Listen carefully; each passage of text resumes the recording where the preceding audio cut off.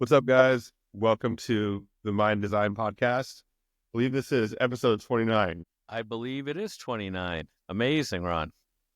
We made it to 29 episodes. Okay, Yeah. cool. Hey, So, Brian, here's one thing, Ron, that I want to talk to you about on this podcast. If you don't mind sharing, this is kind of a subject. It can be personal, but maybe you can help me out with it. what's up?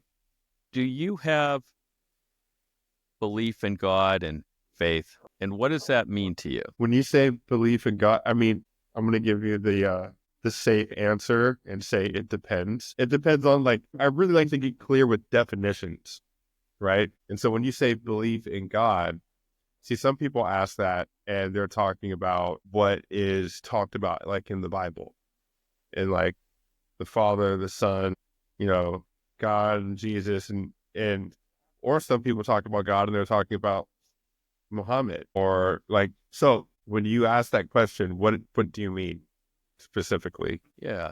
I totally understand what you're saying. So I guess, do you have a domination specifically? I know I live like in a spirit world, but I have a lot of faith. And I have a lot of faith because of certain things that have happened to me. And I know you pretty good. We've talked for hours. I know that Ron Carter has been through hell. At least that's how I see it. Living on the streets, in a gutter, addicted to drugs, that's hell in my eyes. So I figured, well, let me ask Ron this because I know he's been through hell.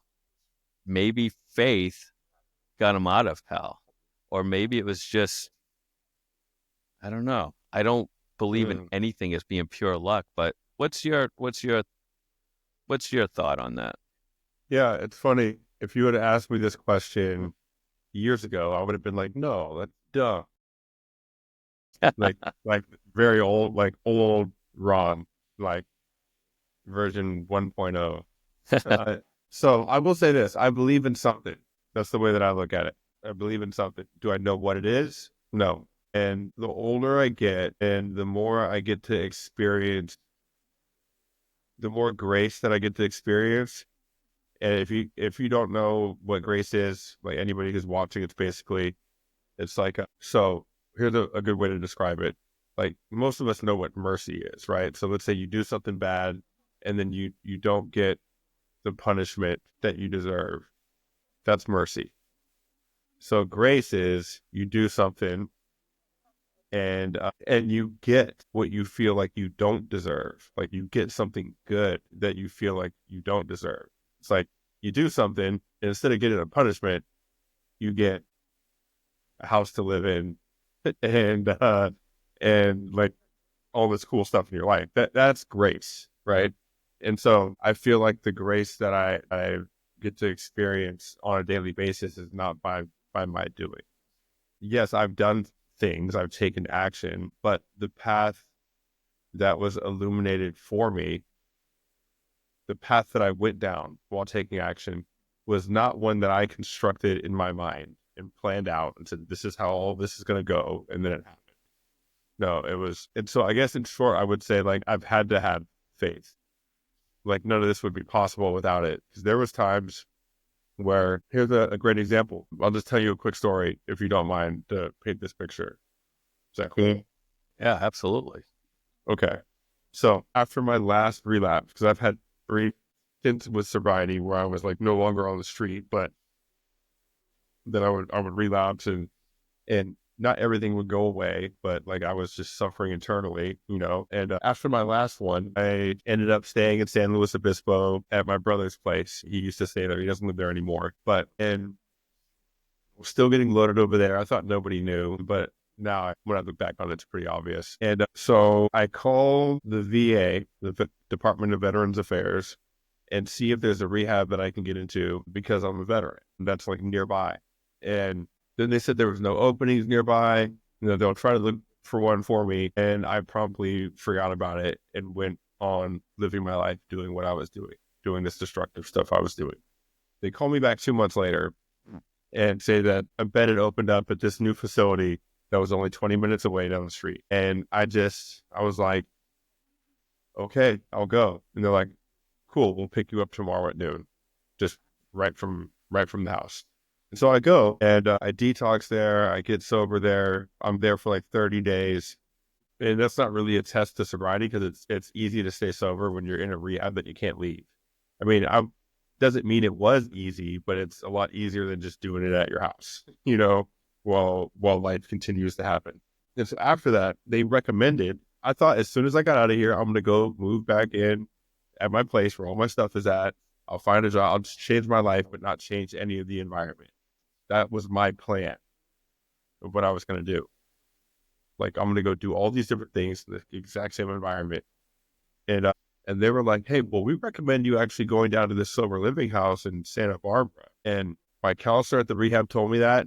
And in my head, I was like, no, like immediate no. My family's here. They need me here, even though I wasn't doing anything for them while I was staying there. Like, but they need me here.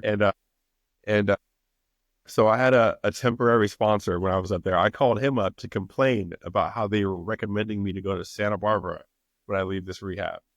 And and I'm thinking he's going to be like, yeah, that's bullshit. You should just stay here. I think he's going to co-sign on my opinion and my ideas.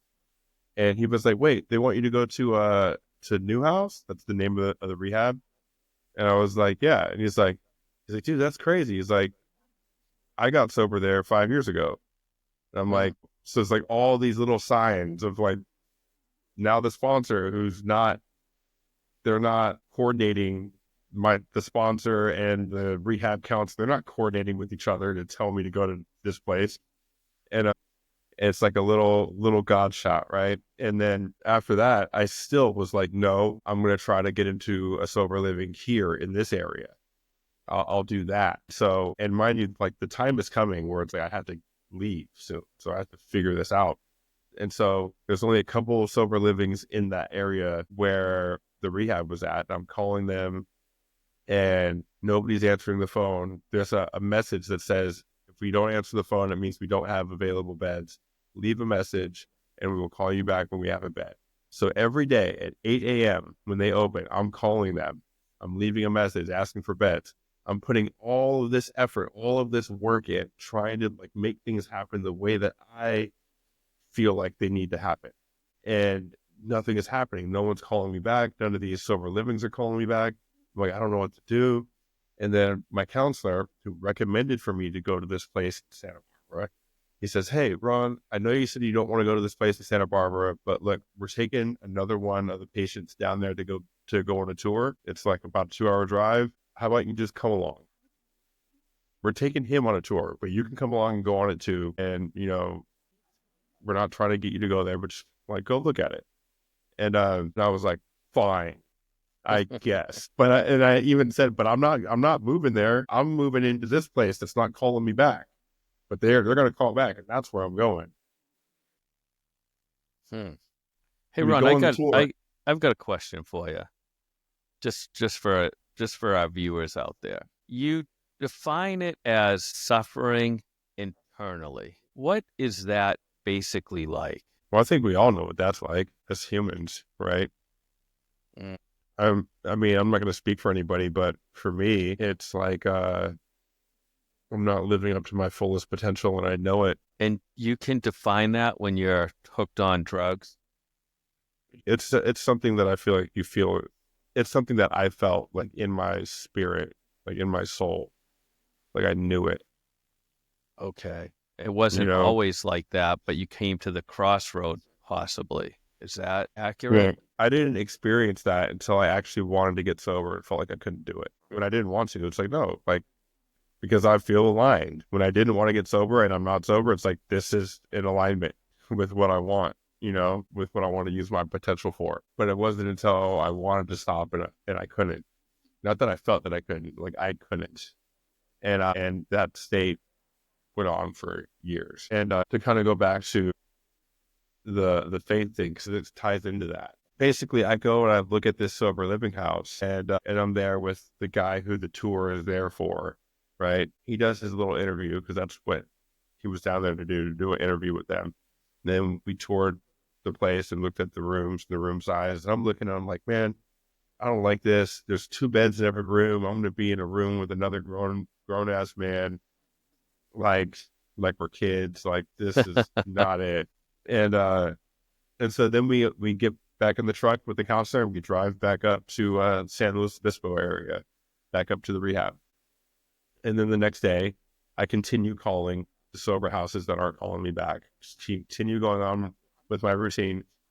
And then I had like this moment of clarity where it's like, how about you just, like, everything is pointing for you to go here.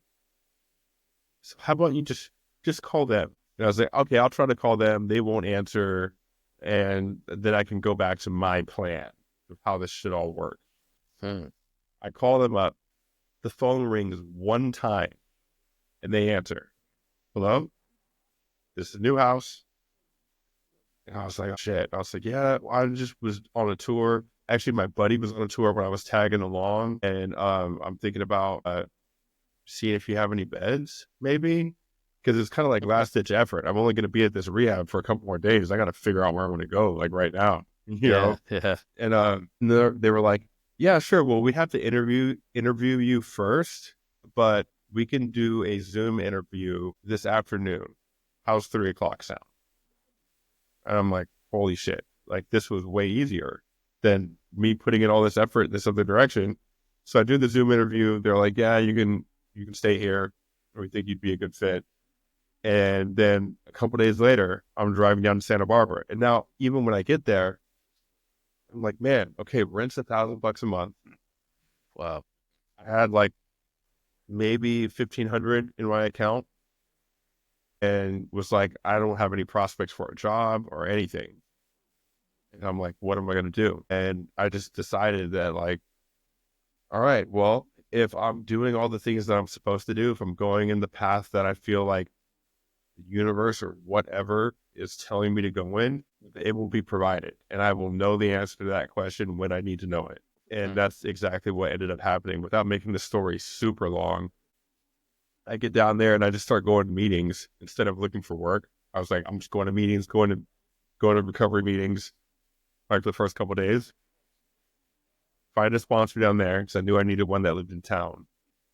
I knew I needed that for accountability. He starts telling me what to do as far as like starting to do the 12 steps. And I just start doing the assignments that he's giving me.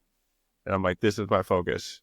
Is this, because this is what I moved down here to do. And I even asked him, like, dude, should I start looking for a job like right away? He's like, yeah, you should look for a job. You have to pay the new house their rent. He's like, but the most important thing that you can do for your life is the assignments that I'm telling you to do. That's what he told me. And so then I think it was a Saturday, or I don't remember exactly what day it was, but I remember I went back to my bunk area. And so I'm doing the assignments, and then the house manager, I start doing the assignments. The guy who's managing the house, he comes back there. I'm the only one back there because the first couple of weeks you're in this dorm environment where there's like 12 beds, 12 guys in like one big room. Wow. And then once you like do well there and you're caught up on rent and stuff like that, then you can move into one of the better rooms, which is just you and one other person. And so I'm back there, and the house manager walks back there, and I'm the only one back there. Everybody else is gone and doing stuff. And he's like, hey, Ron, do you want to do day work tomorrow just for the day? And I just said yes before I even asked what the work was. I was like, yes. And he's like, cool. Call this number. This guy, he owns a moving company. He needs some help tomorrow. Nice. Call him right now. Were you And I was having like, were you having, I don't know, withdrawals at that no, time too? I went through all that when I was in the rehab. Okay. Yeah. And so, but I still look at that like, wow, this is like, I feel like the only thing that I really need to do was like do this work. And the step work is really kind of like spiritual work, even though it's not advertised as that. It's like inner work, shadow self work, shadow work. Like, it's got elements of all of that wrapped up in it. And so I was like, how weird is this that my sponsor said the most important thing that you can do is this stuff? Like, yeah, you need a job, but focus on this. And then I go back to my room and start doing that. And then a job just falls in my lap. Hmm. And that was my first job in sobriety. I did that moving job. I made sure I showed up on time. I did good work. And within a week, he asked me to, instead of being like day laborer, getting, working under the table, he's like, how about we just get you on W-2? And that was my first job in sobriety. Wow. And, and I didn't have to apply for it. I didn't have to fill out an application until after I was already working there. Like, we had to do the application so he can get me on W-2, you know? Incredible. That's almost like, you didn't worry about it. You had faith. It's just going to happen. And it did. Yeah. And that was like some of the most extreme examples. Because remember, I moved there with no income and not the ability to pay rent the next month. But also with this strong belief that like, this is what I'm down here to do, it's this recovery. And if I do that, everything else will be taken care of by some force of nature that I don't know what it is, but I feel like I'm connected with. And lo and behold, that like proved that right. And then that just kept happening over and over and over again. And it still continues to happen to this day. And so it's like, yes, I do believe in something. Do I know what it is? No, I think probably in my early sobriety, I would have thought like I could explain exactly what it is. And it's just my conception, my ideas of it. But now I'm realizing like the more age I get in my spiritual years, however, whatever, like the years that I started actually paying attention to this stuff and taking action, the more I realize I don't know. And the more I'm okay with that. Yeah. Yeah. But what about you though? I mean, that's a really engaging question. Like how's like Yeah. with your faith and like where do you stand on all this? So I guess I would tell you, and anyone else who's listening, I'm kind of like a recovering Catholic. I was I Yeah. was I was raised as a Catholic. My parents, when they were together, they took me to church like every Sunday. And you'd see somebody in a robe and offer communion and things like that. I went to a Catholic school for a number of years. Had nuns So the for whole deal. the whole deal. It was a private school that my parents put me through to like the 6th grade, and then the school ended up closing. And I went to public school. So yeah, it was a whole deal. And a lot of the things that the Catholic religion stood for felt to me more like it was a controlling type thing. Control the herds, control the people, kind of like what our government does as well. That's Mhm. how I interpreted it. People can have different views on it. I'm fine with any religion. But I became more spiritual. Like, and it's like you said, I don't know where it exists from, but whenever I've been in a situation where I really needed to know that I wasn't alone, there's like a faith that I have that I know that I'm never alone. So, and just weird coincidence that's happened over the years. What was the first one that you can think of that comes to the top of mind The first thing that ever happened to me where you felt that? where I felt spiritually connected. Yeah, you felt like, okay, like I'm never alone. And then that comfort that you're talking about. Yeah. Well, there's been many times. I'm going to give you an example of something that happened to me when I was growing up. I had a stepmom. My dad remarried, and I really liked my stepmom. She was very she introduced me to Wayne Dyer. She was very spiritual and really helped me along that path. My mom probably didn't think of her as too spiritual, but I couldn't control that, right? Right. Even though when I was younger, I did. I always tried to be that mediator between my mom and dad. It was like you grew up fast, just a different way of growing up. You had to be the adult a lot of times to separate them. But my stepmom, she got me into Wayne Dyer, and she was very good at almost communicating like a therapist would. Like, I could, when I saw her or even talk to her, she would say, "Hey, Brian, what's wrong?" And I'm like, well, nothing. Why do you say that? She goes, I don't know. I can just tell. Mm. So she was always connected to source. She could feel energy, kind of like what I've always had that in my life. I could feel energy. You know, when you walk into a party, say, and you could tell that two people are kind of in it, they're in a fight or something, or another Yeah. relationship. You feel it, you know. So I've always been blessed to feel that type of energy. But this one time in particular, I used to play a lot of golf. I just started getting back into it. What about probably 15 years ago?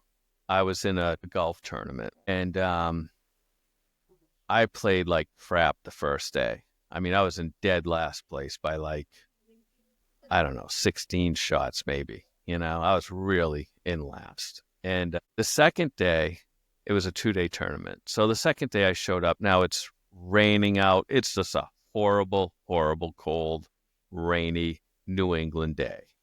But the tournament, right? The tournament goes on, right? You still had to play. Now, mind you, I'm in last place. There's, 20 guys ahead of me.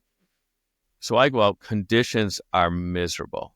And I said to myself, you know what?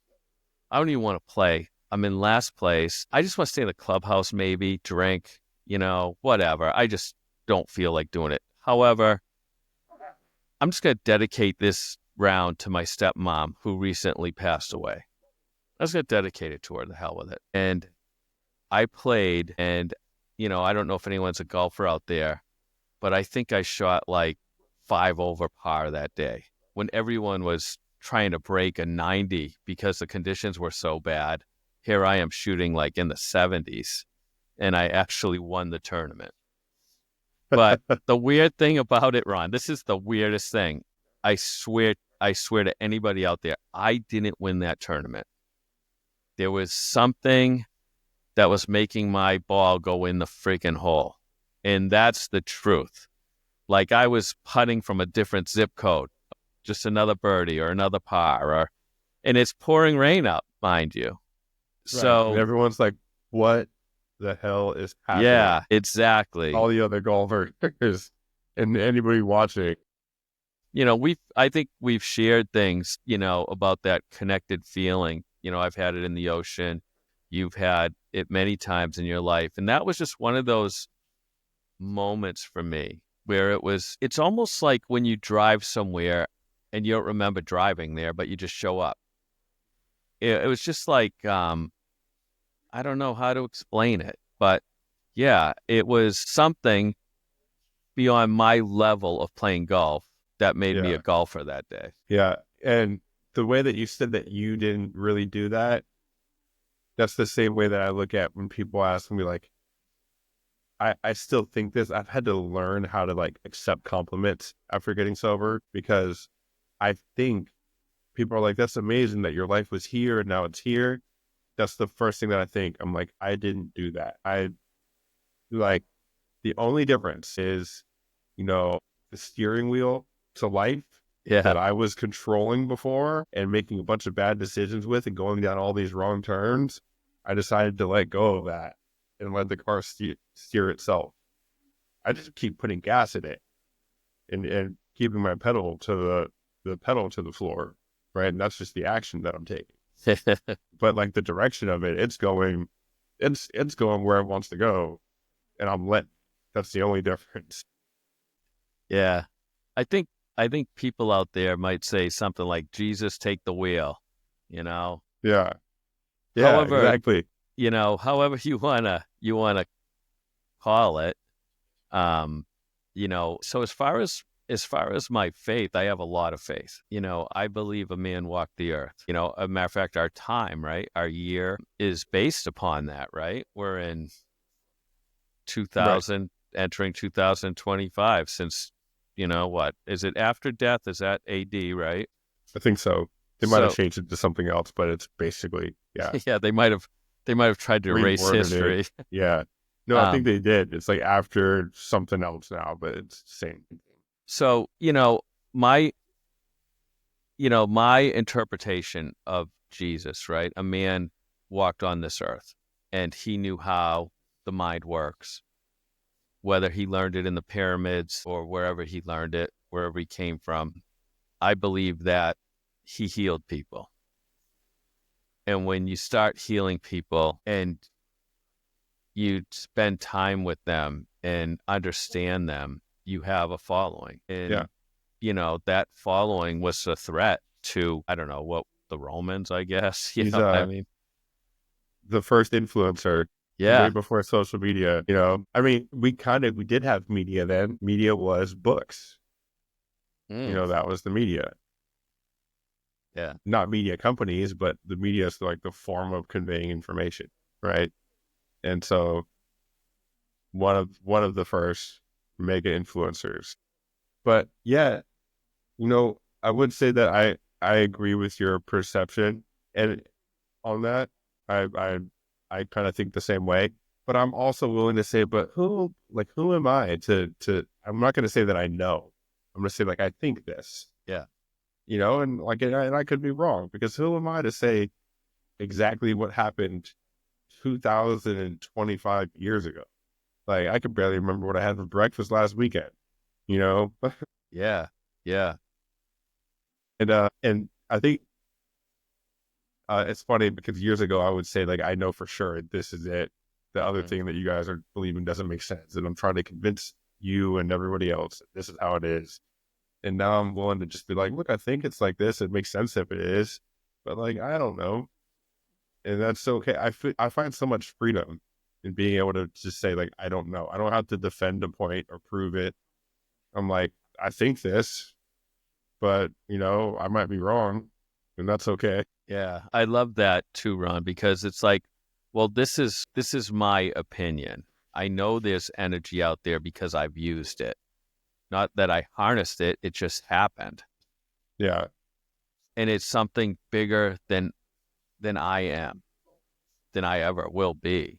But I know it's out there because I've experienced it. yeah, And, when I try to, help maybe others who aren't as, fortunate, I always say, look, you're not walking alone. There's someone by you, whether you call it God, Jesus, I don't care, Allah, whatever it is. But I yeah. know there's an energy that can guide you if you let go of the wheel. Yeah, I love that.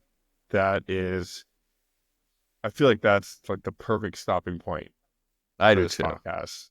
Yeah. This is heavy. Um, yeah. You guys watch it. Let us know what your thoughts are, what you believe in. If you agree, disagree, let's have a discussion. You can do that down in the comments and yeah, we'll see you guys in the next one. Right on, Mr. All right, Mr. Marsolais. See you guys.